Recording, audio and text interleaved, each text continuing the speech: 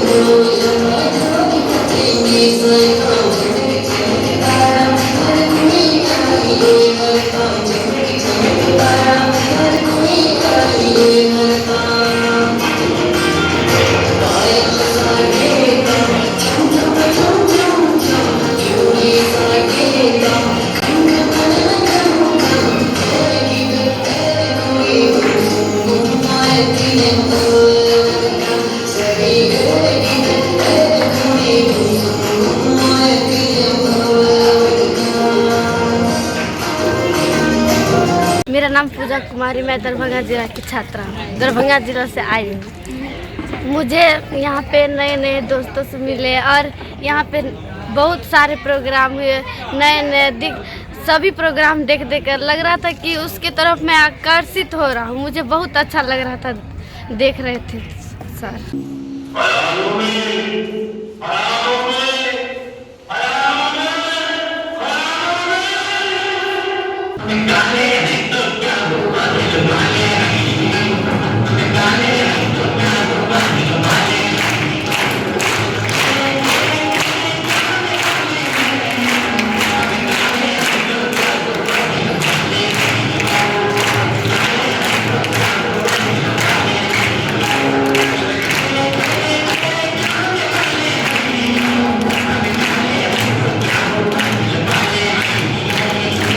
भारत का संविधान का सबसे बड़ा गहरा रिश्ता सिर्फ डॉक्टर भीमराव अम्बेडकर से है।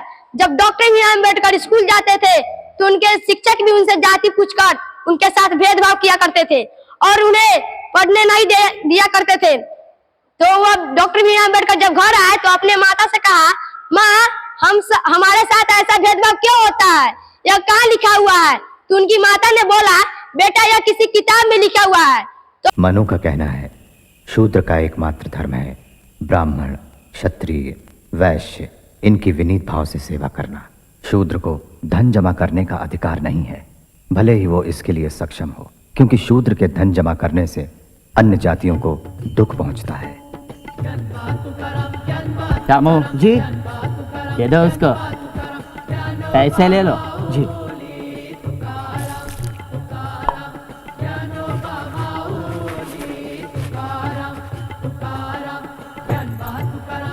शूद्र को ऊंची जाति के लोगों से बात नहीं करनी चाहिए और पास से गुजरते हुए उन्हें जोर से आवाज करनी चाहिए ताकि जो भी सुने वो रास्ते से हट जाए, क्योंकि शूद्र का दर्शन, उसकी आवाज, उसका स्पर्श उच्च जाति वालों को अपवित्र करता है।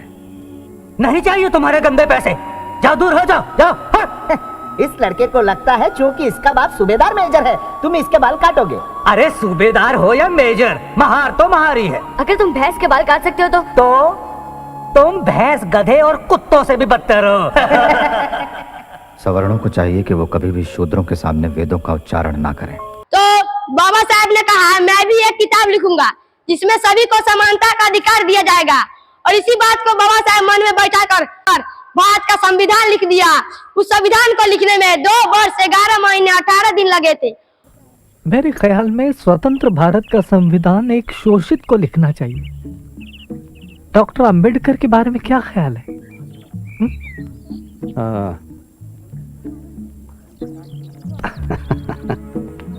मैं चाहता हूं कि आजाद हिंदुस्तान की राष्ट्रीय सरकार में आप शामिल हों।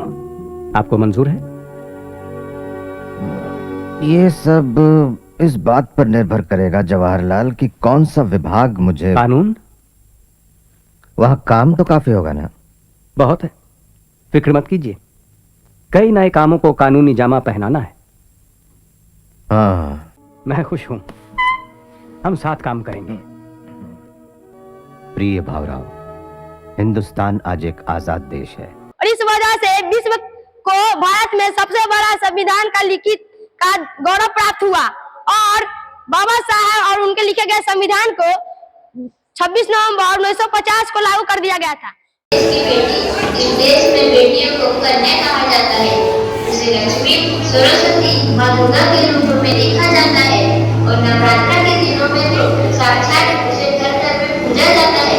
फिर क्या हो गया कि आज वह अपने अस्तित्व की लड़ाई लड़ रही है, वह अपने जीवन की भीख मांग रही है। अरे बेटी तो घर घर की शान है, उसी से घर में रोशनी है।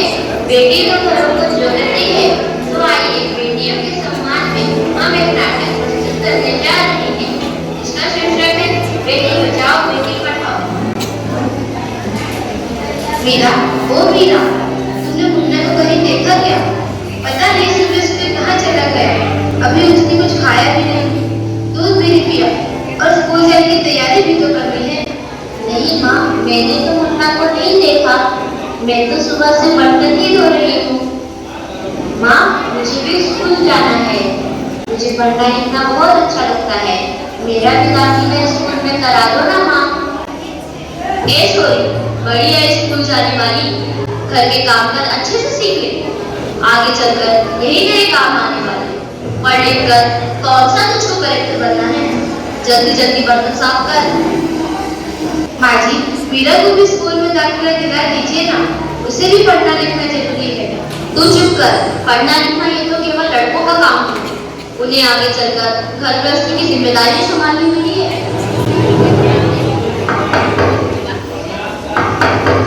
अरे क्या हो रहा है? कौन किसकी जवाबदारी संभाल रहा है? और हमारी मीरा बेटी क्यों रो रही है? देखिए ना डॉक्टर दीदी, दादी मुझे स्कूल ही जाने नहीं देती।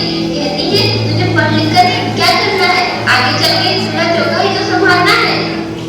अरे यह तो बहुत गलत बात है मुझे। क्या आपको नहीं लगता कि हम बेटियां भी पढ़ लिख कर आगे बढ़े? आज समाज बहुत आगे बढ़ गया है। आप किस दुनिया की बात कर रही हैं? हम 21वीं सदी में जी रहे हैं। मैं आज ही टीचर दीदी से बात कर मीरा का दाखिला स्कूल में कराती हूँ। और हाँ, मैं तो यहाँ इसीलिए आई थी, मुन्ना को कॉलेज ड्रॉप दिया कि नहीं, जगह जगह इसके कैद कर दिए। अच्छा हुआ बहन जी आप आ गए। अब मुन्ना को कॉलेज ड्रॉप भी दे देंगे और मैं इसे स्कूल में पहुँचा दूंगी।